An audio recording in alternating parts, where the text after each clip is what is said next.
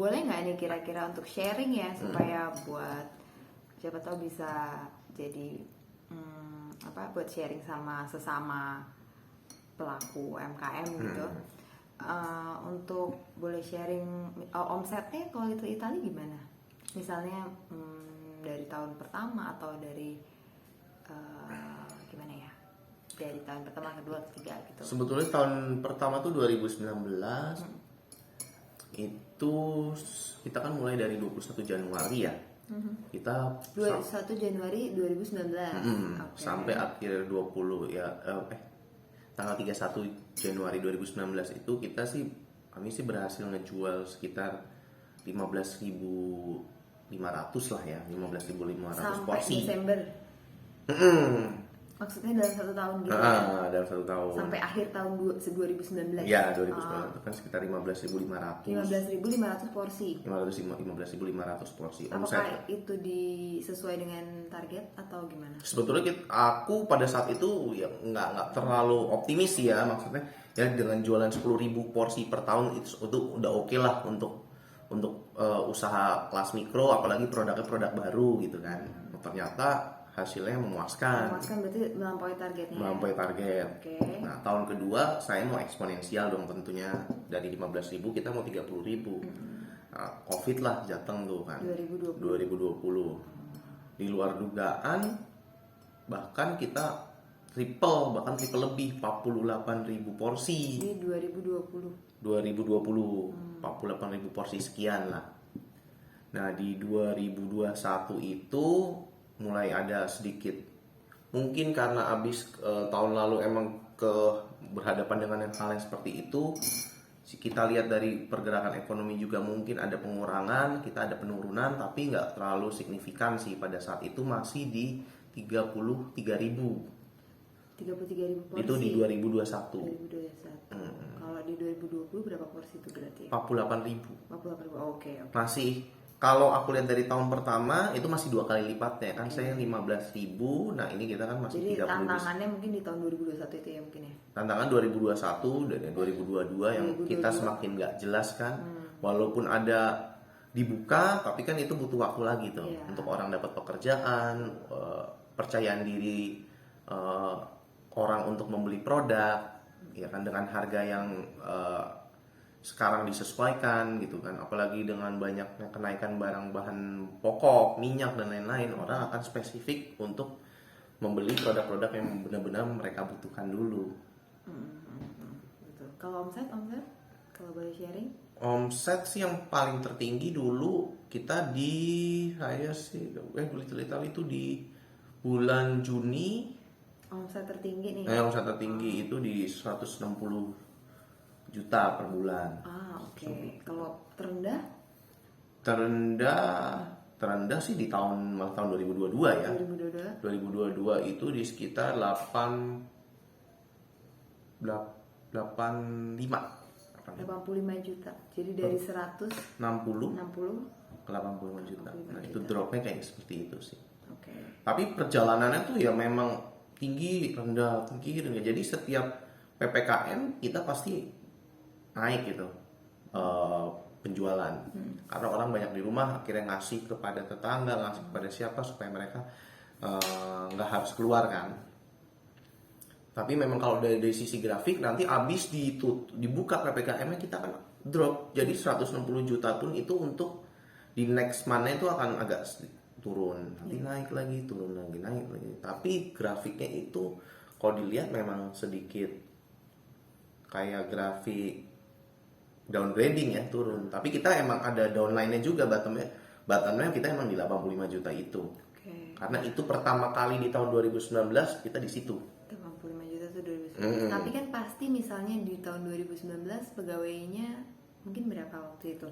2019 itu pegawainya kalau nggak salah 4 orang.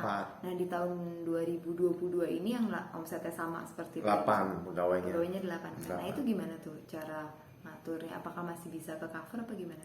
Ke cover sih masih, tapi ya memang kita ngambil satu, kita benar-benar main di stok nggak boleh kita mengatur stoknya itu benar-benar ketat, nggak boleh berlebihan. Jadi apa yang kita produksi itu disesuaikan per bulannya. Nggak bisa seenaknya kalau ada produk kita buat, ada bahan baku kita buat, nggak, bahan bakunya kita tekan dulu supaya bahan baku itu nggak terlalu banyak kesimpan di dalam shelf, langsung baru datang kita buat produksi masuk frozen, yang di frozen udah siap jual. Jadi nggak ada waktu untuk nunggu di dalam gudang. Nah kuncinya tuh cuma di situ. Nah terus kalau kondisi dalam kayak gini, yang tentu pegawai itu harus dibuat semangat, dikasih sesuatu yang lebih. Karena di situ loh kunci supaya oh ternyata kita walaupun kondisi kayak ini usaha tetap muter kok, masih optimis untuk bergerak. Nah itu setidaknya ya pengusaha harus, apalagi di awal-awal harus optimis di situ kan, walaupun nanti kedepannya akan lebih tantangannya lebih besar, berbeda dan lebih besar mungkin ya, karena menangani hal yang lebih. Coba istirahat sebentar ya. Oh iya. Azan. Joking. Oke, terus jadi harus dibikin semangat pegawainya. Karena kan tantangan kedepannya pasti berbeda setiap tahun, setiap bulan, apalagi sekarang yang pasca COVID ya, artinya pasti berbeda-beda gitu. Terus kalau misalnya kan pasti banyak banget ya tantangannya, apalagi kemarin lagi masa sulit banget buat semua orang ya. Nah itu apa sih yang buat kamu tuh kayak nggak patah semangat gitu, tetap semangat untuk menjalankan usaha ini gitu, untuk mengembangkan usaha ini? Ya itu apa ya? Karena passion. Ngomongin passion ya, memang aku sukanya di situ sih. Semakin kalau aku ya semakin banyak ditantang, saya semakin pengen buktiin aja kalau bisa kok, ini bisa dilewatin kok gitu ya. Karena ya itu nggak tahu ya kenapa ya, emang suka aja gitu. Soalnya kalau nggak ada tantangannya kan pasti bosenin ya, sesuatu yang dijalanin monoton gitu ya. Itu sesuai karakter, maksudnya karakter lagi balik. Kalau yang mau jadi entrepreneur atau yang pengusaha yang baru starting kan banyak yang coba-coba. Kalau maksudnya terbiasakan hal yang pasti, jangan pernah gitu loh. jangan pernah terjun ke situ. Maunya yang kerjanya 9 to 5 atau karena dapat gaji. dunia ini tuh nggak pasti semuanya. Iya. Sebetulnya lebih banyak tidak pastian, apalagi setelah COVID itu. Yang saya rasakan 2019 tuh bisa dibilang penjualan terus dengan marketing yang seadanya, dengan produk yang nggak terlalu belum bentuknya belum rapi, belum sempurna, itu orang gampang belinya. Sekarang udah beda lagi, 2020 beda lagi karakternya, 2021 beda lagi, 2022 agak-agak mirip nih, 2021 di kuartal keempat tuh mirip kayak 2022, masih karakter orangnya masih sama, makin konservatif, makin nggak mau terlalu banyak buang duit, nggak mau ngeluarin duit, lebih beli yang penting-penting dulu. Jadi kita harus benar-benar sebagai pengusaha bangun brandnya dulu. Jadi dengan brand yang terpercaya, orang lebih long lasting gitu lah. Nah ya itu sih, kalau untuk mau masuk ke dalam dunia usaha ya orangnya harus mau di challenge gitu, setiap hari. Bisa aja tiap hari ada problem, ada apa dan lain-lain gitu. Itu sih yang kalau di dunia usaha beda-beda ya. Kalau profesional mungkin beda lagi dunianya. Challenge-nya beda lagi. Nah kalau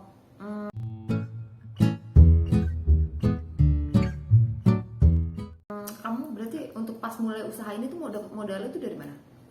Dari awal banget apa dari Little Italy? Kalau dari awal deh. Kalau dari awal ya usaha kamu ya.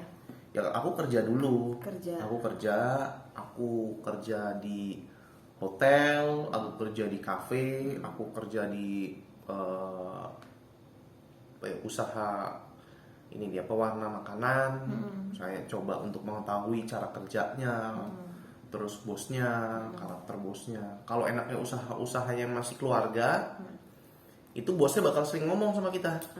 Nah itu kuncinya tuh kamu pelajarin. Belajar ya. Masih bisa belajar. Beda kamu kayak di hotel bintang 5 yang gede, kamu hanya part of gear kecil. Nah kalau kamu misal di usaha yang masih ada keluarganya, kalau waktu itu anaknya kerja masih di situ, ibunya kerja di situ, ibunya ngurusin duit, bapaknya ngurusin marketing, anaknya juga bantu marketing. Itu kalau ditanya kita banyak ilmunya. Ya, sharing ya. Dia bakal sharing walaupun nggak semuanya, tapi dia ngasih tahu, dia mau ngajarin gitu. Itu enaknya kalau masuk usaha kecil. Nah jadi kalau modalnya untuk pas kamu mulai usaha tuh berarti dari tabungan kamu gitu? Iya, dari tabungan Nggak aku. ada dikasih orang tua atau apa gitu misalnya? Orang tua sih ya sebetulnya nggak ada sih, Nggak ada ya? nggak ada gitu. Oke, jadi pakai Nyaris. modal sendiri ya Modal bisa sendiri. ya? Ya mungkin awal-awal itu ya Jadi cuma it's possible ya usaha modal sendiri. Kalau bisa lah. sekarang kan orang kan kayaknya pengen usaha tuh langsung gede gitu kan. Apalagi ya harus bertahap lah dari usaha mikro, usaha kecil, usaha menengah, usaha Tapi kan besar. sekarang kayak kebanyakan orang pengen cepet gitu ya nggak sih?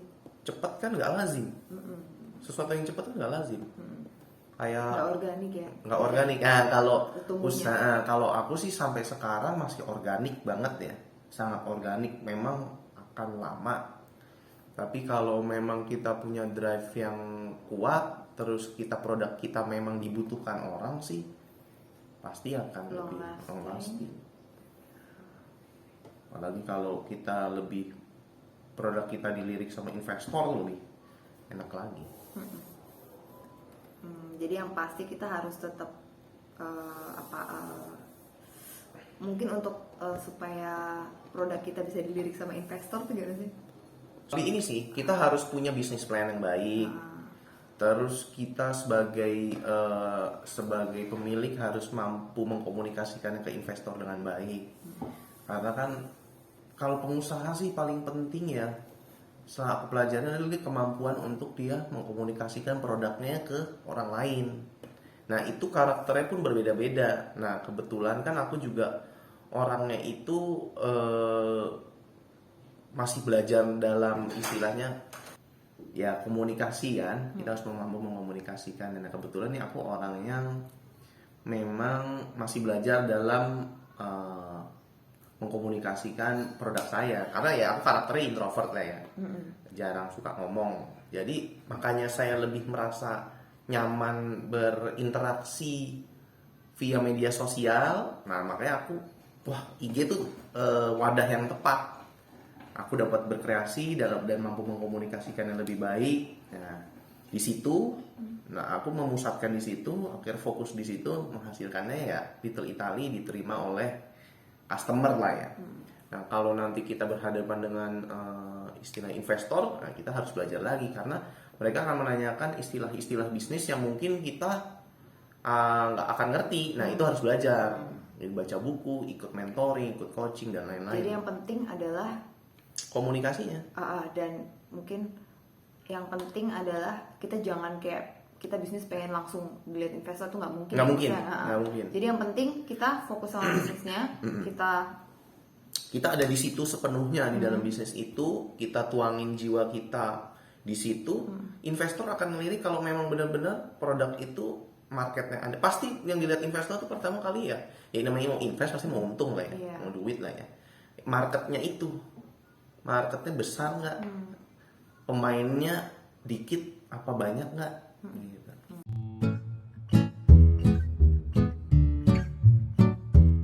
Nah kalau kamu tuh belajar bisnis gitu di mana sih emang sekolah pernah punya background sekolah bisnis apa gimana? Enggak, kan aku kan sekolahnya kan perhotelan. Nah terus kamu bisa belajar bisnis pakai kursus atau gimana? Ya iya, maksudnya ikut mentoring, coaching gitu. Banyak sih, sekarang banyak yang bagus-bagus. Dicari di IG juga banyak yang bagus-bagus. Coach juga banyak yang bagus-bagus. Boleh ada rekomendasi atau? Rekomendasi kalau misalkan untuk mentoring, coaching, ambil Business ID. Business ID. Ya. Business.id ya. Business.id. Kalau untuk branding, ambil itu Pak Subiakto. Itu udah pakar branding. Itu paling bagus. Sebenarnya aku pengen ikut yang kelas advance-nya, tapi ya mungkin masih belum ada dana. Pengen banget langsung ketemu sama beliau, tapi dengan mengikuti apa yang ada di istilahnya apa ya, di feednya mereka atau storynya mereka, itu udah kamu akan kebuka. Tapi kamu harus masuk dulu. Setidaknya kamu akan oh gini, jadi nanti ketika kamu baca feed storynya kamu akan nyambung gitu loh. Ngambil yang mungkin yang di awal-awal, jangan yang terlalu mahal dulu supaya tahu karakter dari coach atau mentornya cocok nggak dengan Anda, dan pengalamannya dia bagus nggak buat menurut Anda. Nanti kalau memang sudah bagus, baru kamu invest di yang lebih besar.